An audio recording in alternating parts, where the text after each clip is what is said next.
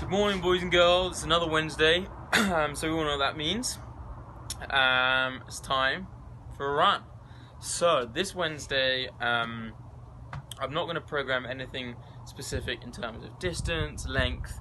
It's going to be a benchmark. We're going to use this Wednesday as a benchmark. We've done 2 Wednesday running sessions now, and I think it's time that we set an early benchmark for our run. We need to know if we're improving, we're getting better. Yeah, it's very important, I think. So this Wednesday, there's a few different ways you can do it, depending on whether you run with a phone, whether you have a wearable device, all that kind of good stuff. So if you run with a phone and you don't have a smart wearable to track your run, go and download the app Strava.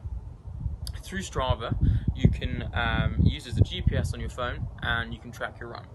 Then run for 30 minutes or run a loop that you have and see how far you get or see how long it takes you to the loop. Something which you can refer back to. I think, if you don't have a loop, find something which is around 30 minutes, it doesn't have to be exact, and go ahead and run that. If you do have a smart wearable device, fantastic, use that. I would, again, you can choose to run for time or for distance. If you're running for time, just see how far you can go. If you're running for distance, see how long it takes. And yes, hopefully that's not too vague, and obviously feel free to shoot me some questions if I haven't explained that well enough. But yes, the other thing is the last 2 weeks, the first week we looked at stride rate, cadence, how fast we're moving our feet while we run. We then looked at breathing, trying to get our breathing within our stride, or with our rhythm of the stride. So you do 2 breaths in, 1 breath out, 2 in, 2 out, 1 in, 1 out. Totally up to you, but keeping it with that stride, making everything really fluid and efficient. Now I want posture is a very big thing in running, and a lot of the time at the end of the run you kind of find yourself deteriorating. Your shoulders roll forward, your head rolls forward. You're not as in a strong position as you were at the beginning of the run. So one thing I always like to do when I'm running is you're looking sort of at the horizon, where you're not looking straight ahead. You're completely upright, looking like an ostrich. You're not too upright, but you're looking into the sky. You're looking. Let's say you're running along a road. You want to look directly down the road, and where the building, as far as you can see.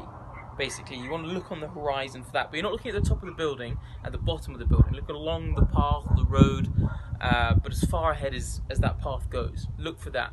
So you're still looking down, just ever so slightly, and that keeps your body position forward. Running is like you're catching yourself. Every step is you catching yourself. So you're still a little bit forward, but you're not down like this. You shouldn't be looking at your feet. Try not to look too much about foot placement. You're looking ahead and then working your way around that, not sort of every so often looking down. So that's what I want to think about posture. Now if you want to throw something else on top of that, it's arms. Arms can, sometimes one arm's like this, one arm's like this. Sometimes people run out like this if you're really big back like me. No, in all seriousness, arms. So there are a few ways that you can keep those in check.